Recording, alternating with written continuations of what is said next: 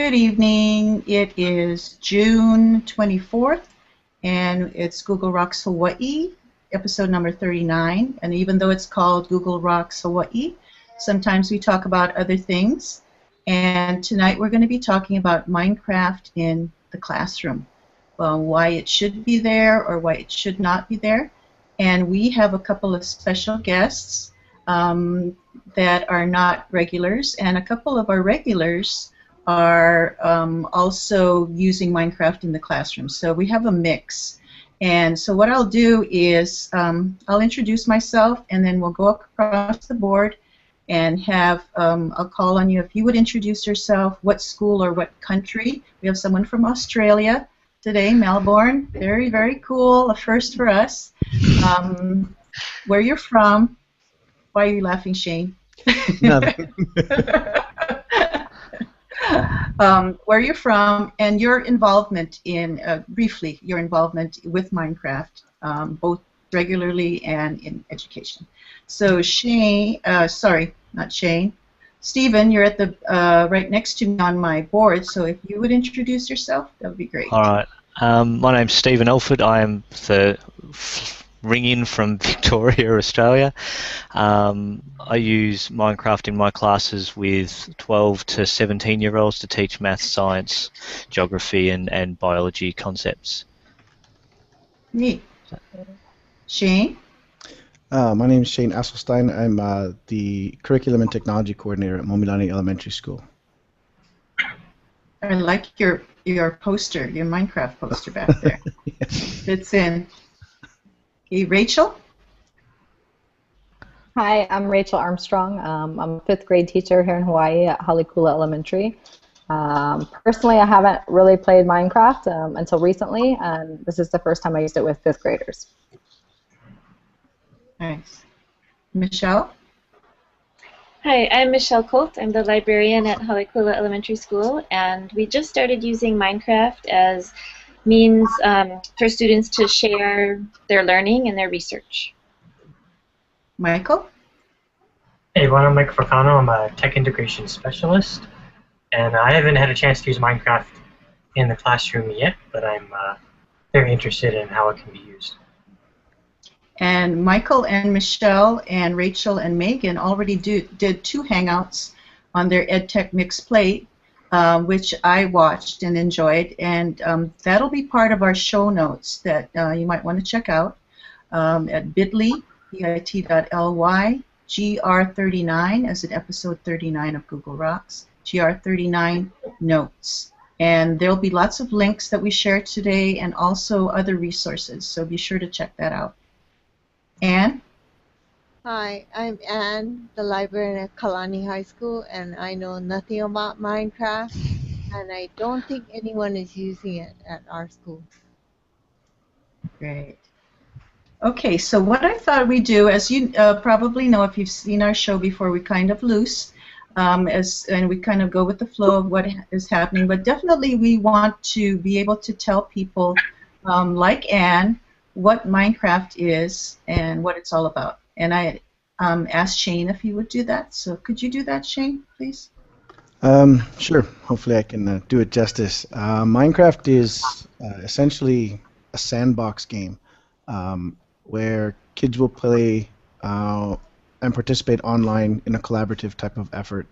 One of the things that we've talked about before, Elfie and I have talk constantly, so we've talked a lot about how it's kind of like a blank canvas, you know, and you can pretty much do anything your imagination can come up with on it, be it recreating electronics to societies to you know, having a cell that you can walk through that Elfie's done, you know, dropping kids off of a 50-story building and seeing if they can, how fast they can react.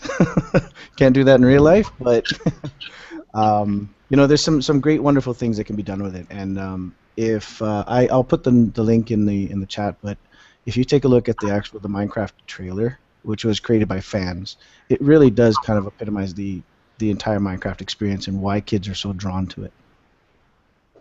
Okay. And it's relatively new, correct? Less than 3 years, maybe about 3 years. 4. Yeah. I was talking to my grandson, and he said he was playing it when it was in alpha, and that I guess was in 2009. Yeah. So yeah, and he's 24 now. So yeah, but it's relatively young, and if people will look at the show notes, they'll realize that big organizations like Edutopia, big educational organization like Edutopia is very interested in it and promotes it, and that's a really great plus for it to try it. Google's actually on board with it as well. Sorry to interrupt, Shane, but Google's actually done some work on Minecraft and educating the youth of today on quantum mechanics and quantum computing. So they've been involved in the creation of an add-on to Minecraft that helps people learn about those 3 basic quantum principles. Right. I did not know that. See, I already learned something. I believe they've also recently got an award, Elfie. I'm not sure, but didn't they just get the Common Sense, one of the Common Sense Media Awards? Minecraft. Yes. Oh, I don't know about that one. Yeah. Yes, I did a blog post on the resources about Minecraft, and one of the links that I shared was that review by Common Sense Media. So yeah, it seems like a lot of people are getting on board, which is really fascinating to me for a game that's only a couple years old. So it must be something good. I would like to know how Shane, tell me how you're incorporating it in your classroom, Shane. What grade level did you say? I teach grades 3 to 6, so I see them for 2 45-minute periods a week, and we use it for math, technology, primarily math and technology, but then we'll do a lot of digital life skills, collaboration, that type of stuff. So I use it in 2 ways. One is during class, which is a more structured type of environment where we're trying to focus and achieve our goals and the content standards. And then we have a before school group that comes in religiously. They come in from 7 to 7:45. My lab is full of kids just wanting to build creative environments.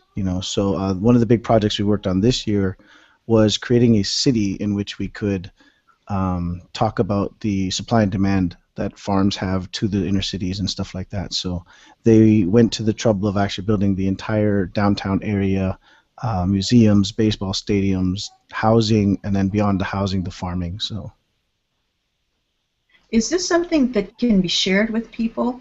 Whatever you build. I'm assuming you can do that, or is that part of the goal? I believe a lot of my worlds, Elfie's worlds, we have them hosted on that teacher gaming website where you can download them for free. As far as seeing the videos of the worlds, my YouTube channel has a bunch of mine. I know Elfie's has his too, so you can see them before you download them. Very neat. Elfie, is that your name? Could I call you Elfie too? Yeah, that's what I'm called. It that's what most people call me online. Oh, nice. You look like a Stephen to me, but I'll call you Elfie. I answer to either. Either is perfectly fine. Okay. So, Elfie, so how do you use Minecraft in your classroom? I don't use it as often as Shane, and when I do use it, it's for a specific purpose. We don't have as many after-school or before-school clubs, or they don't seem to be as popular here in Australia as they are in some places overseas, particularly for Minecraft. But I use it for teaching specific concepts, so I've taught we've explored the force of gravity within Minecraft and related that to real-world gravity. We've explored, as Shane said, I've created an animal cell in 3-dimensional space in the game that students can walk through and do some learning in. I've created maths worlds where students explore area, perimeter, or volume, probability. So I use it for very targeted activities. And yeah, only when appropriate in my school. But I work in a different school to Shane, and I think Shane does a brilliant job of incorporating Minecraft into most of his lessons, or into what lessons I see anyway. So mostly mine is just targeted activities using specific game mechanics to sort of help me extend the students' knowledge, I guess. Yeah. And how long does it take you to set up something?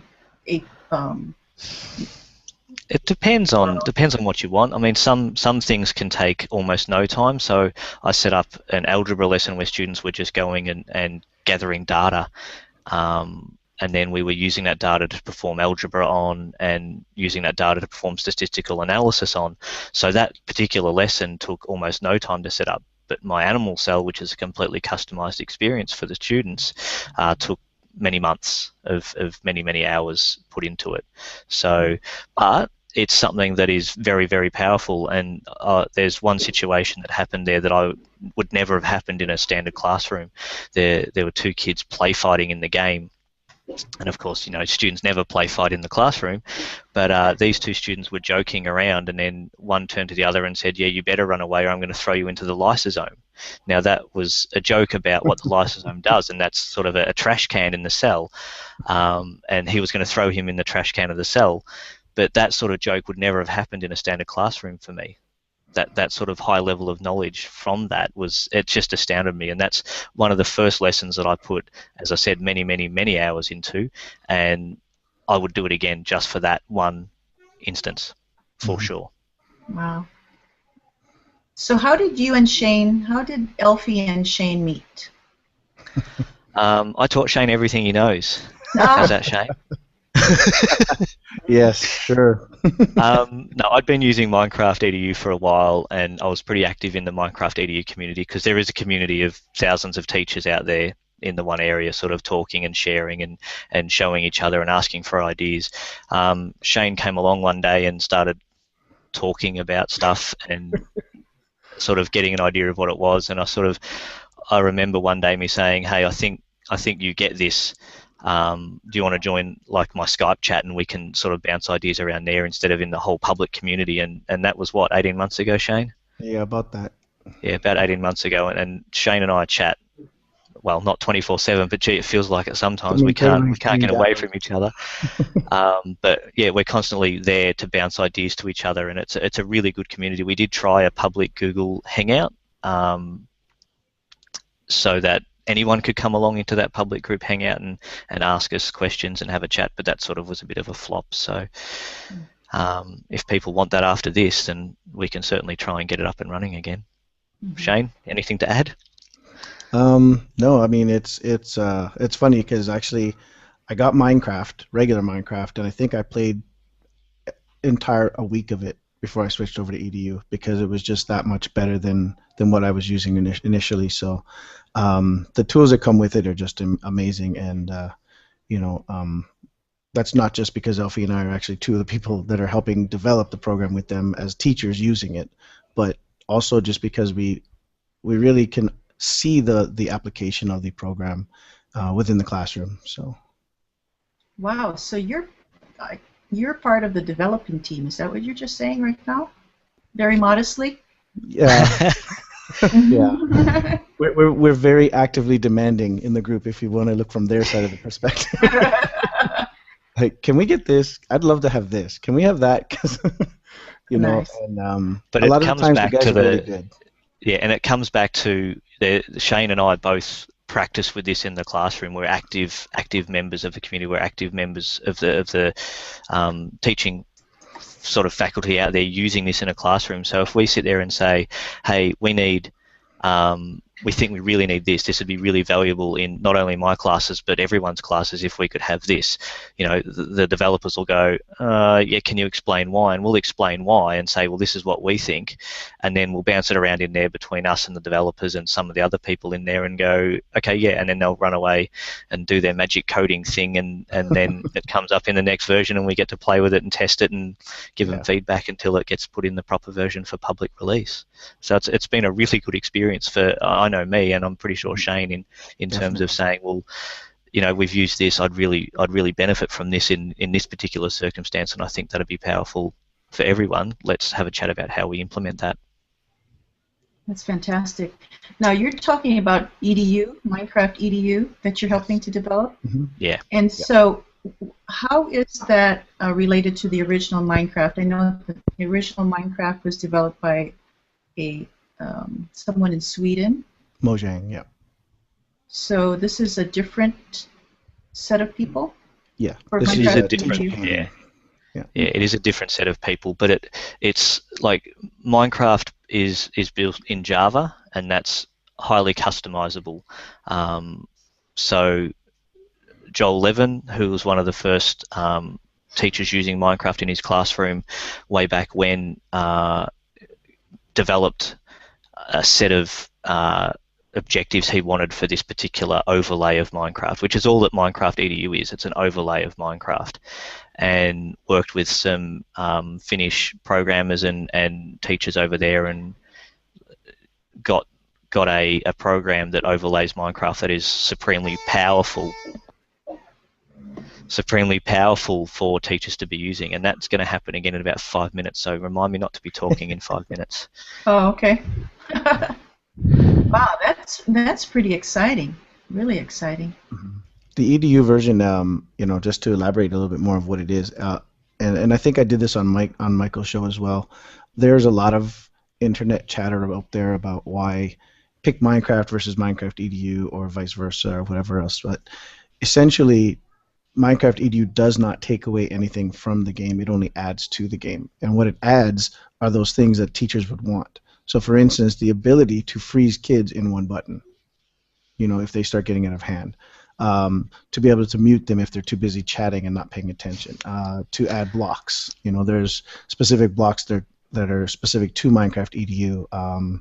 One of the ones that I use all the time is the info block, and it allows me to put as much information as I want in a single block, and the kids can read the directions. I don't have to sit there and talk to them for half an hour about what I want them to do. Go and actually look at the block, read it, figure it out, and if you still need help, I'll come and help you. So it makes my maps a little more independently run, so the kids can just go in and get started and go for it. So on top of that, I guess build tools as well and some other stuff. So how long would it take me as a novice to learn how to use Minecraft EDU in the classroom confidently with my students? Well, I think that's perfect for Michelle and Rachel. Okay, here we go. Actually, what's interesting, Linda, is that we jumped into it and we didn't really know what we were doing, but the new theory kind of that we're all learners together, and that as long as we set our learning goals. For instance, the unit we started with, we wanted the students to research goods and services. We isolated it to goods and services in a specific state.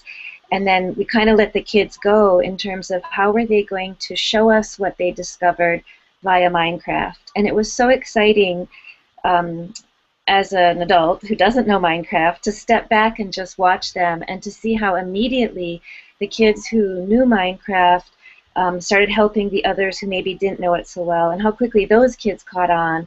And then something we've seen with other technology too, it's not always the most academic kids who really stood out or who had the most, who were willing to take chances or to had the most creative approach or thinking. It was sometimes the underdogs. And for instance, there's one student in the class who the teacher said she had never spoken up or she never cracked a smile like that before until she achieved something in Minecraft. So to answer your first question, Linda, I think that knowing you'd be willing to turn the reins over to the kids and say, what can we do, as long as you did have your academic goals, set first. But it was just really fun. I'm sorry? Learning along with the students. Oh yeah, we definitely learned along with them. But actually, by going to Shane, and also we went to Doug, who's a teacher at Punahou, and they gave us really good tips. Things like, be sure you have discussions. What are your classroom rules, and what will these look like in Minecraft? What are our Minecraft rules? And so we started with that. We also started with the Minecraft tutorial that's part of Minecraft EDU. And we told the kids the goal isn't to be the winner or to get through this first, it's to travel as a team. And we actually put our principal on one of the teams and then us as adults, and they said, you can't leave the adults behind. And what we were trying to do too with that is, in case there were any kids who were kind of struggling, we knew that we adults would be struggling more. So, we tried to level the playing field. Of course, we were the ones who were struggling the most. But it was so fun. It was great. I think we're all kind of addicted right now. Aha. Which brings up that question that we asked last week, which led to this hangout about Minecraft and addiction. What say you to that, Shane and Stephen? Elfie, sorry. Well, actually, it's very interesting because I've done, let's see, in the last probably 3 or 4 months, I've done at least 4 different Minecraft presentations, be it at the Kamehameha conferences, both Big Island and, or sorry, Hilo and here.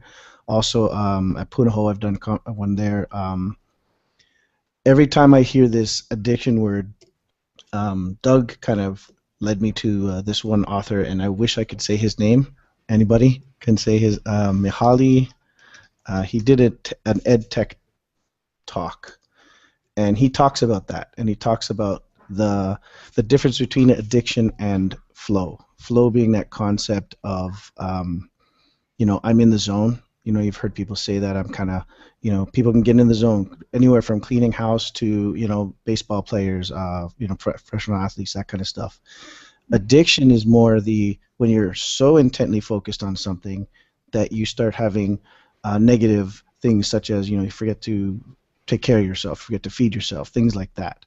So I've challenged a lot of my participants in my presentations to go home and actually look at what their nephew, niece, cousin, grandchild, whoever they said is addicted, go and see what they're actually doing. And now that you've built 5 or 6 blocks in the world and saw how hard it was, really take a look at what they're doing. Don't just walk by them and say, oh, they're playing that game again, they must be addicted. Look at what's on the screen.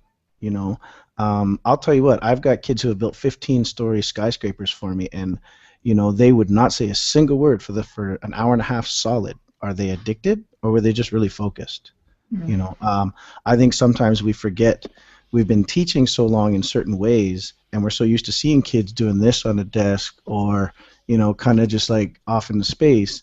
When you see a kid focused on something, you think something's actually wrong.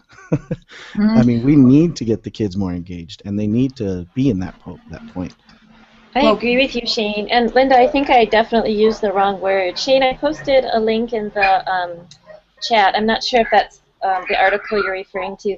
Linda, I did tell you I was taking this tinkering class, and I was thinking as we were talking today in our Google Hangout for that class that this is exactly what I love about Minecraft, and it's what Shane just said. It's that I'm able to choose my own pathway. I'm able to create. As I'm going along, I as a learner come in with so many different questions than other people who are better at Minecraft than I am, but I can still play, and then my playing and my questions are based on my experience, and it just keeps me going. So I love this phrase that I heard today, and that's that learning is a way of being, not an end product. And I think that as we're going through Minecraft, and Shane told me he's still learning in Minecraft, even though I think he's an expert, but yeah. So. Interesting. I'll jump in with that as well. I think being addicted to something has negative connotations, and I don't think I personally, I spend a lot of time on Minecraft or playing Minecraft or watching Minecraft on YouTube or researching the latest update of Minecraft or whatever, but I would say I'm captivated. I think that's got a lot more positive connotations to it, and being captivated by something is a great thing, and I think Minecraft can be a great thing. I think Shane's right. If people are having negative consequences because of the time they're spending on Minecraft, as in they're not looking after themselves, they're not getting enough sleep or whatever, then yeah, steps need to be taken. But I don't think that's Minecraft's fault. I think Minecraft itself is a fantastic medium for play, for learning, and for playful learning, and for just flat out creativity. I mean, I've been a gamer my whole life. I've been playing computer games forever. My favorite computer game, when I was in high school, is different to my favorite computer game now. But I have never, ever been playing a game for as long as I have been playing Minecraft. Full stop. I've been playing Minecraft for 4 years, and that's 4 years that I have not lost interest in this game. And I enjoy it so much. When I created that animal cell that took me 6 months and many, many hours, that wasn't work. That was fun. That was play. That was me letting, and as Shane said, flow was a fantastic word. I got in a zone, and my creative ideas were flowing from my head into the computer in the virtual world that I could do what I wanted with, you know. And that's the first step in engaging students in their learning is finding out where they want to spend their time, and sort of trying to meet them there in some way, shape, or form. Do you think you could compare it to creating art? Yes. No hesitation there whatsoever. Shane has just posted in the links there a student-created calculator. That student created I think it's a 10-digit calculator or 8-digit, Shane. I can't remember now. Yeah, it's a standard calculator, but there is a standard calculator version as well. You know, and he's used Minecraft to do that. That's something he wanted to do. He wasn't forced to do that. If you wanted guys to do that. Chance to look at those videos, maybe not now, maybe put in the show notes, Linda, but what's interesting about that is when I showed that today to a group of people at Punahou, they asked me, all that stuff in the back, was that just for decoration? No, that's the circuitry. That's the in-game circuitry to make that calculator work. And all their jaws just dropped, and we're like, what? I don't even understand what he's doing exactly. So how can you walk by someone in 10 seconds and tell me they're addicted when you don't really understand what they're doing? Yeah. And they have to do a lot of research, right, in order to do that. Yeah, for sure. One of the projects, another project I showed today, one of mine actually, I had 4 kids come work with me over Google Hangout and on Minecraft EDU over the Christmas break. For 3 hours, they worked on building the Sphinx only through using research on Google. And they reconstructed it. So if you check out that video on my YouTube channel and see the creativity that they did, it was, again, their own time, you know, and they did all the research. All I did was I just flew around silly and videotaped everything, so I didn't help them build it all. And what the final product was just amazing. So that's neat. And I'm assuming there are galleries of these, as you had mentioned before, I guess, where people can see what's been built and appreciate and comment on it. Are there places where Google Minecraft? Yeah, Google Minecraft images or Minecraft creations or Epic Minecraft or anything like that, and you'll come across amazing things. There are a group of people making the Game of Thrones world in a Minecraft world, and that is in such amazing detail. I haven't actually downloaded it and had a look at it yet, but that is in such amazing detail, and that's a passion project. I know that there is someone, and they're based in Melbourne as well, I'm pretty sure, creating a 1914 Beijing city. Is that right, Shane? Is it that? Yes, yeah. 1814 or something. 1842. 1842, yes, that's right. So 1842, they're trying to recreate Beijing City as it was in 1842 in the virtual world of Minecraft. And that's one person working on her own. Right. And that's because it's a passion project. Wow. That's amazing. I'm going to have to check it out for sure. Michael, you have anything to add? Michael had those, well, Michelle was involved in Rachel and Megan as well, but those 2 EdTech mixed plate shows were awesome. Yeah, they were a lot of fun. Yeah. I added a third link to your resource because we, on our 20th episode, we actually got a chance to play. Oh, good. Oh, good. Yeah. We got our tech problems figured out. Yeah. I just definitely want to tell people to check the show notes tonight because it's full, and it also leads to other links like the EdTech Mixed Plate links. So definitely full of good stuff, and maybe our panelists will keep adding to the show notes. I was in a breakout session at the iPad Summit that I recently attended, and they were discussing how they use Minecraft in the classroom. And one of the teachers actually suggested he talked about how he's planning on using Legos. He hasn't decided whether to use Legos first or last to prototype before they build in Minecraft or after they build in Minecraft. But then somebody else also suggested using the building with Chrome, I think it's called. Or is it that web-based Lego? So he was also one of the teachers also suggested using that to prototype, and just using those 2x2 Lego blocks to replicate blocks in Minecraft. That was a pretty interesting idea. A lot of On different another wow possibilities. note, I'll go sidetrack here. You can actually design your 3D models in Minecraft, export them, and get them printed on a 3D printer. Yeah, I've heard that too. It's pretty cool. Yeah. Wow. It's a really Wow. low-level entry to 3D design. That's where I first learnt my 3D design strategies. So I've got an educational DNA model that was created in Minecraft that I've 3D printed on my 3D printer. So it's a very, very good low-entry 3D design program.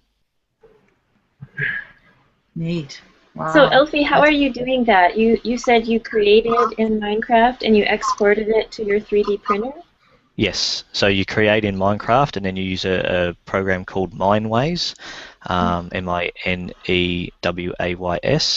and you select that region to export from Minecraft and it goes into a 3D printer file. And then you send it to your 3D printer and out it comes. Yeah. Cool. Something That is very cool. Yeah, thanks. Neat. So what do you say to parents when they say, what are these kids doing in school? I'm having trouble with them at home, keeping them away from Minecraft. Why is it at school? My first response would be because we're using it educationally.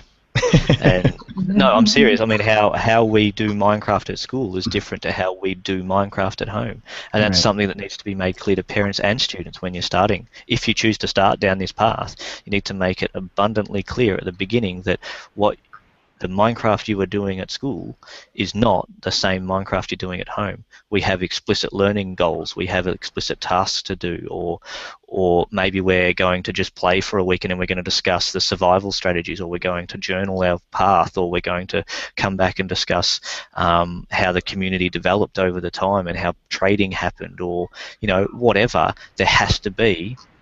And I think as teachers, we need to be able to justify it and be able to say, yes, these are the specific learning goals we met while doing that. It's not just playing Minecraft. Mm-hmm.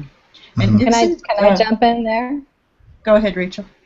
Sorry. Also, I think too, it's not just us explaining it as teachers, but the students themselves. We had the parents come in. Actually, my students created a scaled model of the solar system. Don't ask me why I tried to tackle that when I knew nothing about it, but I did it like 2 weeks before the end of school, and we did it. So, and basically, I was looking at the students who were teaching me because I knew nothing about it. So we were all kind of in the same. I had some experts in there, and some of them weren't, and we were all in the same boat. But some of their parents came in after fifth grade graduation, and the students actually started showing them, and then the parents started asking questions to the students. Like, how did you get this scale? How did you choose the diameter? All this kind of stuff. And I had the students justifying it to the parents. And the parents were pretty amazed. They were just pretty amazed with what had been accomplished in the class, the last 2 weeks of school. So I think the students also can help be advocates for themselves. Mm-hmm. Neat. Yep. I kind of took a straw poll of my class, too, at some point, because I started feeling kind of, nobody's ever said anything about this. I'm wondering why I haven't gotten any parent feedback or anything. But the kids all asked them, "How did you tell your parents you're playing Minecraft in school?" And some of them said, "Yeah, they know that we're playing Minecraft." And most of them just asked, "Well, why are you playing games in school?" But then they started to proceed to tell me the reasons they told their teacher or their parents what they were doing. Like, for instance, well, we were in a fishing tournament today, but we used all our fish to create a pictograph. Oh, what? Well, we were in an archery tournament today in Minecraft, but then we used it to graph on a line plot, or just all these types of things. So you're right, Rachel. Having the kids understand really clearly what the goals are, is a great way to have the parents, I guess, proactively letting the parents know almost, what we're doing. Neat. And digital citizenship is involved, right? You said rules at the very beginning. Setting those rules teaches them a lot about how to be a contributing member of the community. A good person, I guess, something like that. I see the opportunities for that happening.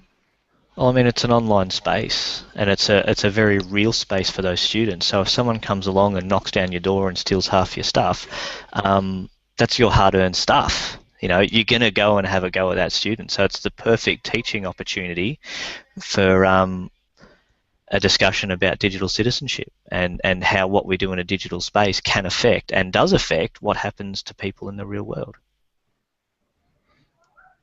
Right. Anybody have any questions of Shane and Alfie? Yeah, I have a question. I know you folks said sometimes you are able to talk to the developers and you give them some suggestions. And Shane, I just can't remember if you said that they are already kind of working with Google. Any chance that, instead of just the journal that's there in Minecraft, that it could be linked with Google Docs in any way? Or It already can be. It can be. It can be. So here's exactly how you would do that. If you were to create a Google form, and actually in my presentation map I do this. So you create a Google form, you take that link, you do the Google shorten me, right? Yeah. So you get the real short link. Right, okay. Okay. Then you take an info block from the game, you know what those look like, the teacher's info block.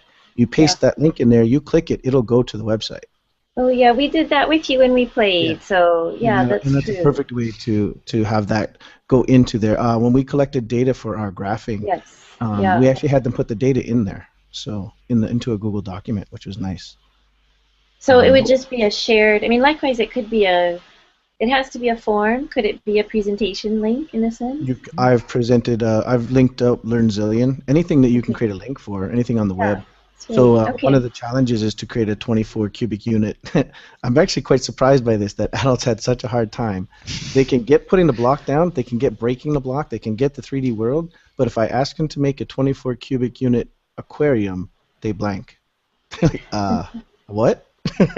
So I actually put a LearnZillion link that shows a short video on volume, and so when they do that, they come back and they're, I can build it now. So I've been building those things into my maps now, where I'm going outside of Minecraft and using web sources too. So yeah, but definitely start using. I mean, Rachel, your solar system map next year would be perfect if the kids could do the research on the planets and link those into those info blocks instead of signs. Do a presentation. They could do an entire presentation on the solar system just by having kids click on these links as they go through the map. That'd be a great progression for that project. Kind of like a virtual tour? Exactly. Yep. Wow. Yep. So one of the things I just wanted to point out there, and I guess Linda kind of touched on it earlier, and it was the idea of all these experts, being in a classroom, and how much time do you spend learning the game? And I know Michelle had some good answers to that. It's interesting because this year's the year where I had to let go and realize that I don't know everything. I'm not as actually smart as I think I am, I guess. And the kids proceed. Yes, you're never going to hear it again. The kids proceed to show me this every single time they come up with something. Well, why didn't you do it this way? Because I'm not so smart at Minecraft, I guess. So, but it's a wonderful thing to see those intangibles that you cannot get just from regular teaching. Seeing, like Rachel says and Michelle, seeing those kids who were not academically strong all of a sudden stand up and have some sense of pride in the classroom, some sense of belonging, and to have their expertise now seek to be, they're sought out by other classmates to say, can you help me get this done, or can you help me figure out what I'm supposed to do? Those things are things that you're not going to find on the Minecraft EDU website. You're not going to find somebody posting it as, this is what it'll do for you, but it does. You creating those little in-class leaders of the students is immensely huge. I mean, for what it can do for you. So would you grade anything like that? I like Minecraft because there's not necessarily grading involved. So how is there any sort of assessment, or needs there be any? Is what you create the assessment? How does that work? It can be what you create. It can be the journals. Michelle, you talked about journals, or Rachel, you talked about journals, and I know Alfie's used them in the past. I used them. Our first map that we created was our school. Inside of our school, the library is full of student evidence. So although I don't necessarily grade it, I don't give it an MP, an ME, whatever, but I do have it as evidence of them learning the concepts that we talked about. So I could translate it into grades if I wanted to. you know, if anybody was ever to ask for it. Did you guys come up with anything, Elfie? Or I know Elfie and I have worked late nights working on an actual multiple choice test system within the game, using the in-game coding that we can do. But then we kind of just, I mean, we use it, but I don't think we push it a lot because really it's not about the multiple choice answers. You know, it's not about a multiple choice test. It's about the creativity. It's about the exploration. It's about all that other stuff, yeah. So although it's there, I think I've used it in maybe 2 maps, Elfie, maybe a couple as well. But really, it's so much more powerful when a student can explain to you what they're doing. Right, the reflection itself would be the assessment. Yes. The fact that Although, they yeah, sorry, keep going. Go ahead. I was just going to say it is exactly that. It's the reflection. So I find that if you're going to run a lesson with students, then that's fine, but you need to come back to them at the end or the next lesson and talk about what exactly they learnt in that lesson and how that all worked, and how that applies to what we were learning about in the classroom. So, for example, Rachel's solar system map, I mean, if you took them back and showed them that again next year and say, well, what did we learn last year when we did this? They're going to have a heap of stuff they can say about scale factors, about it needs to be volume, it needs to be, you know, the color they chose to make it. All of those sort of choices and those sort of things make up the student's learning. So it's all there as tangible evidence within the world. So if I were a teacher starting, saying to myself, okay, I want to incorporate Minecraft into my classroom, would I start with my content first, or should I see what's available in Minecraft? What would be my next step? Say I'm interested. You sold me. What do I do next? Go home, buy it, and play. Yeah, play is the first thing you need to do. I told that to all of them too.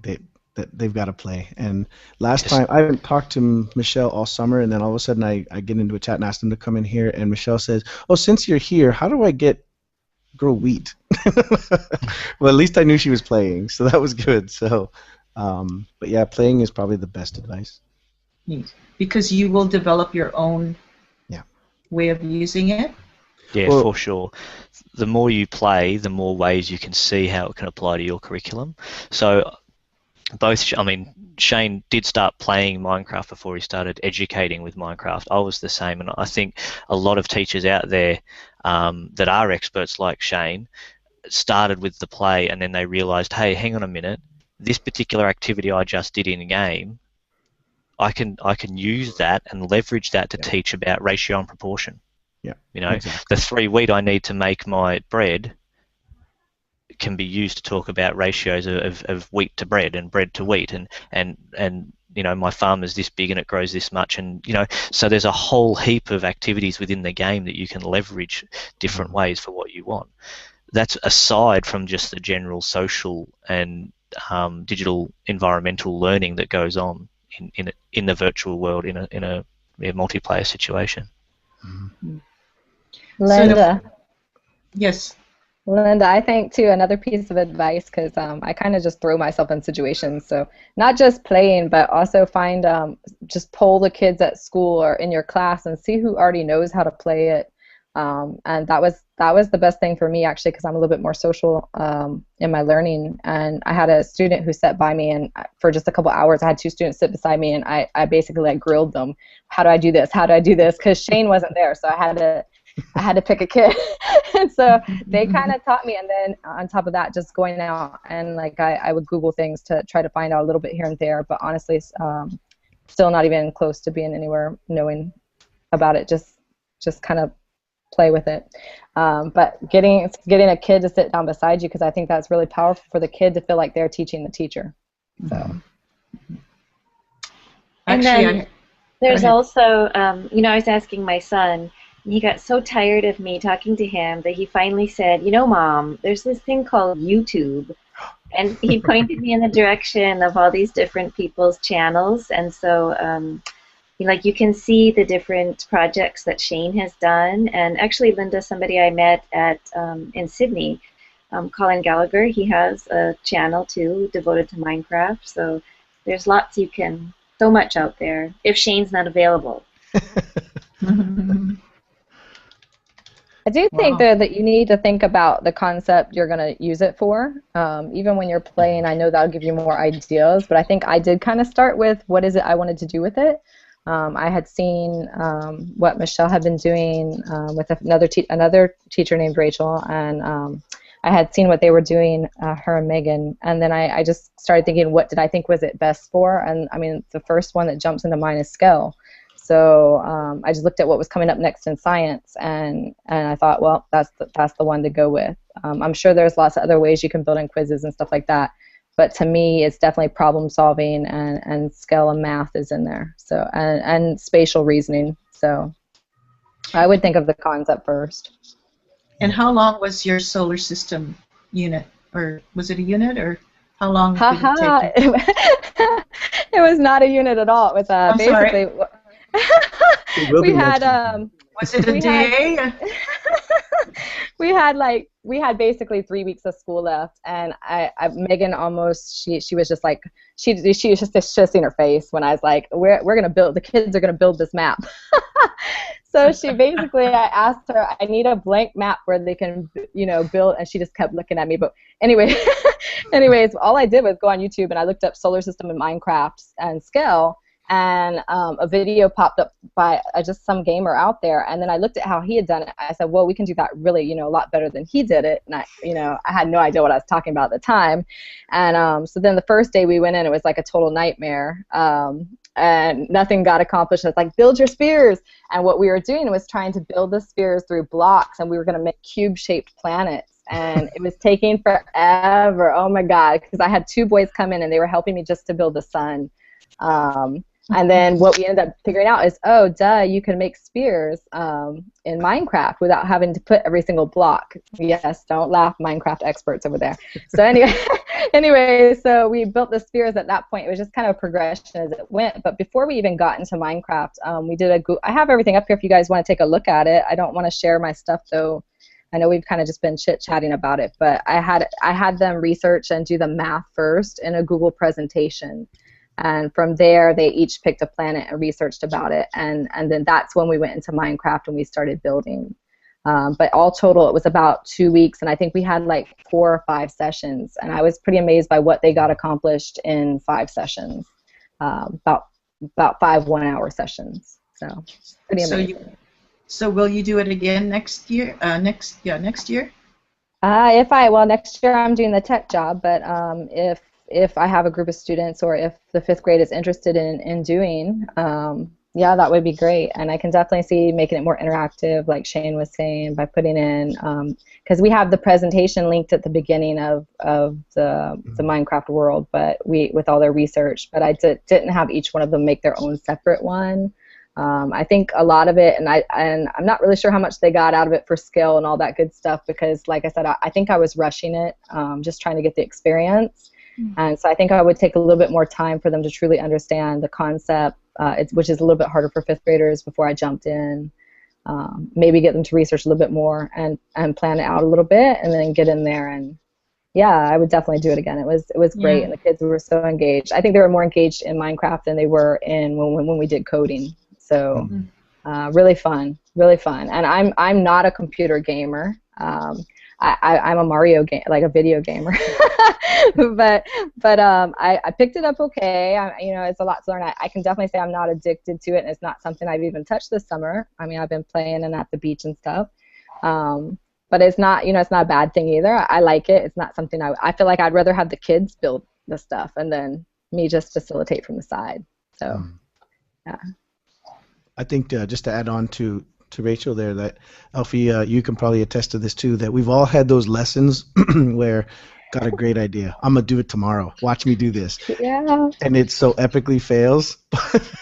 But you know what, as teachers, we do the same thing. We try it, we fail, we learn, and we move on, and we adapt, and great things come out of those failures, And I'm not saying by any means Rachel's was a failure, just she admits that she rushed it, but she could have done more had she had a month maybe, or had she had more time.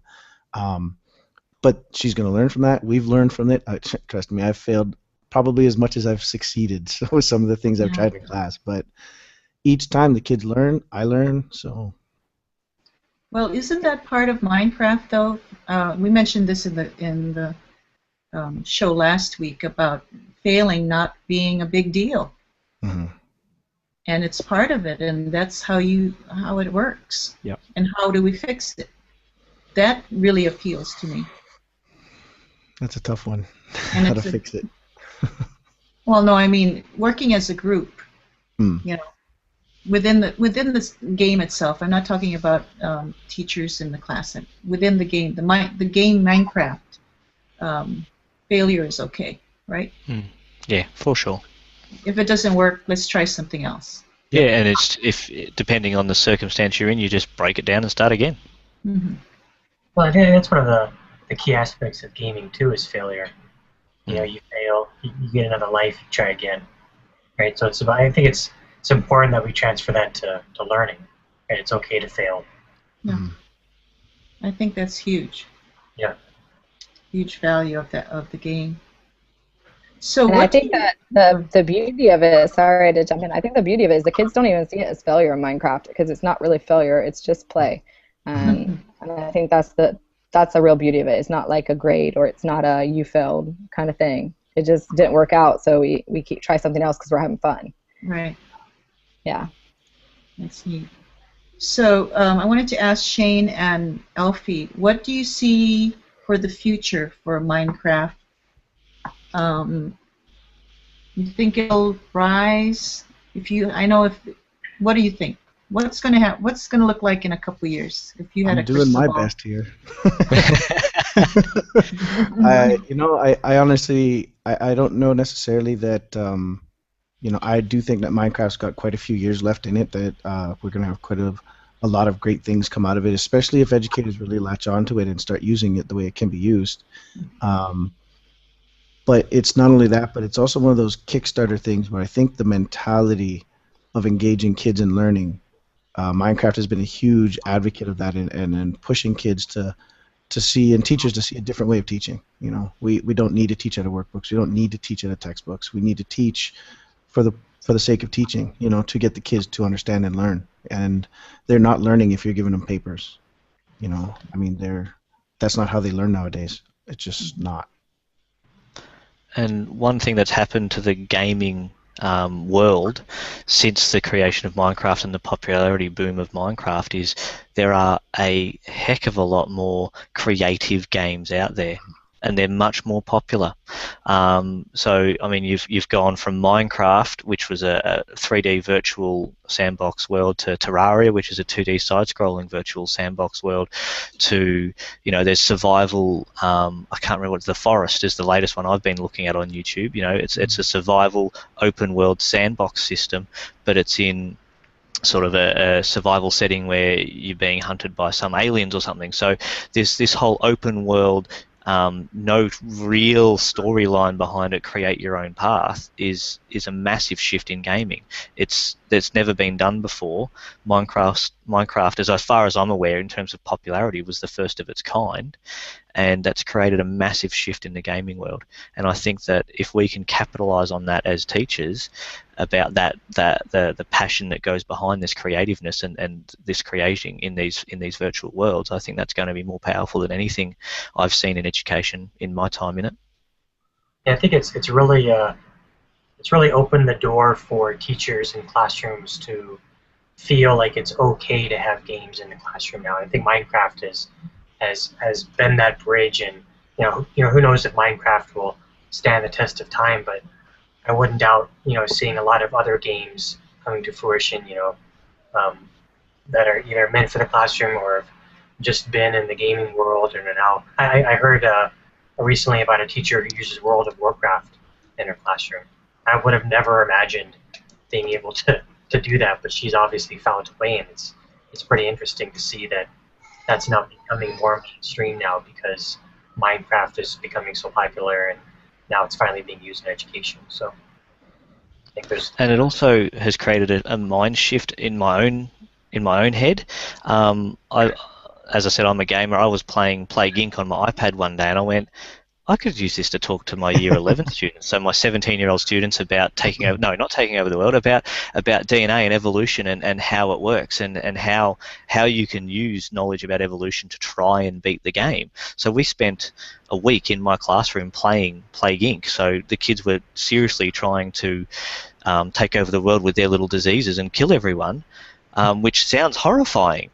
But the amount of learning that happened in that week was huge. The discussion we had is actually on my YouTube channel. It's a bit hard to hear the students, I think, but the discussions we had and the power of that week in terms of learning was absolutely massive. So it's just a shift in thinking, I think, is probably more important than anything. Interesting. Yep. Well, definitely I'll be more aware of what's happening. I really had nothing, no knowledge really other than hearing about it. And I'm not a gamer. I played Mario and got to the first and second level, and then it got too hard. But my grandson's a gamer, so he likes it for sure. And it's all levels. It's a 6-year-old could play it, right? A very young child could play it. Yeah, my 3-year-old, my 4-year-old actually really likes playing. She can't use the mouse and everything properly yet, but she likes to see the horses, and she likes to watch the creepers explode, and she likes to build this house out of diamond blocks, and she likes the bright colours and all that sort of stuff. And she's 4 years old, and she loves it. Awesome. So. Shane's saying in the chat that he's never played Mario. I'm gonna take my nerd part away. He sounds like a Minecraft snob. No, I'm actually quite an avid gamer. I just, for some reason, never played Mario. Yeah. Well, I find really amazing, just to go off on a little tangent here, but Nintendo announced recently that they're going to release a game where you can create your own Mario worlds. Oh, wow. That would be fun. Pretty cool. They've never released their own game that allows you to do that, so I think that'll be really interesting. We did. We actually have a map called. There was a Kickstarter program called Pixel Press. I don't know if anybody ever saw that, but basically drawing on a graph paper, converted into almost like a 2D side-scrolling adventure. Well, we actually created boxes in Minecraft that were huge. Like 50, 60 blocks high. Broke it up into 4 levels, and I had the kids building level designs in it. So they would have parkour maps in there and lava pits and all kinds of rewards if you went here instead of there and took risks. And it was a pretty interesting project for them to do. Cool. That was as close as I got to playing Mario. Sorry. Well, I know we have 3 students at our school that are Minecraft players. I'm going to ask the faculty if any of them are Minecraft players, and that would be kind of an opening, I think, to see if they ever, would consider how they would use it in the classroom if they were to. Maybe do a little poll when we get back to school, see what that's all about. Very interesting. Anything else? We're heading toward the top of the hour. It's been very entertaining and informational for me. Any other questions or comments or something I missed? Maybe Elfie would like to tell us something profound that, Profound, or something that, yeah, profoundish. No pressure. What? Yeah, no pressure at all. Well, I want it. Just being from Australia is enough. I'm Australian. That's what you want. You don't have to speak because you don't even have to say anything or impress us. You already impressed us. You're our first guest from Australia. We're really appreciative that you came on. Shane, I appreciate you having me. Yeah, Shane is the one who got you. Yeah, I mean, look, I'd just say look for the opportunities that you can for engaging kids, and I think Minecraft is one of those opportunities. Use it as a tool in the classroom. I mean, I had a discussion with my admin here at one point about using games in the classroom, and I said it's just a tool. It's like a video. You don't question my use of videos in the classroom. This game is exactly that for me. The only difference is you're tagging it as a game. I'm tagging it as an educational tool. So look for the opportunities that are out there. There are plenty. And ask for help. There are plenty of people out there in the world who will help you. So check out the Google group that Shane linked in the show notes up above or whatever, and or hit Shane or myself up on Twitter. You know, there are plenty of people out there. Awesome. And one of the things we didn't mention, but we know it's there, is the fun aspect of it, right? It's just plain fun. Mm-hmm. It is. Lots of fun teaching with Minecraft. Yeah, and it makes learning fun, so I think that's really a plus, for sure. Writers write, readers read, gamers should game. Thanks, Shane. It was interesting, actually. Somebody brought that up to me, and it was on Twitter. I'm not going to take credit for that, but they did. I have a lot of people will ask me, I want to use Minecraft, but I don't game. Okay, well, if you want to teach reading, are you going to learn how to teach reading? Yes. Are you going to read? Yes. If you want to teach writing, you're going to learn how to write, correct? So if you want to use games in the classroom, as we said earlier, you got to play. You know, you've got to play it and try it. I'm going to have to seek out those teachers and see if we can do something. Actually, I'm thinking in the library. You know, I'm going to be doing lunchtime presentations. I'm going to invite those 3 gamers to talk about Minecraft and inform me and let me play with it, and we'll see how it goes. Maybe other kids will come and join in. There might be a lot more secret players hidden in the wings too. You might find you'll have a lot more than 3. I'm sure there are. They'll look at the sign and say, oh, and then they'll sneak in and maybe participate. We have 3 declared gamers, but yes, I know they are a lot because I hear them talking about them when they think we're not listening. Fantastic hour. Any other comments before we... Oh, Rachel's going to take a photo. Everybody smile. Oh, she took it already. Could you take another one? She's muted herself and she's talking to us. One more time. Hold on. Okay, smile. Yay. Fantastic. Okie dokie. So, thank you all for coming. And I know you learned a lot, even though we didn't hear from you. I certainly did as well. And more capturing of the camera. Anne's a smile. Look, Anne looks like a secret gamer. She might be. She's not telling. She's not telling. She'll never tell. Okay, so without further ado, we'll go ahead and sign off. Check out our show notes because they are full of good stuff. bit.ly/gr39 notes. And we'll say aloha for now. Thanks for joining us. Special thank you to Shane and Stephen, also known as Elfie, from, I thought you were from Melbourne, but you're from... Victoria's the state, so... Okay, that's how much I know. So, yeah. Okay, very good. From Australia, our first Aussie. Yay, thank you so much. Okay, so without further ado, we'll sign off for now and say aloha. Take care.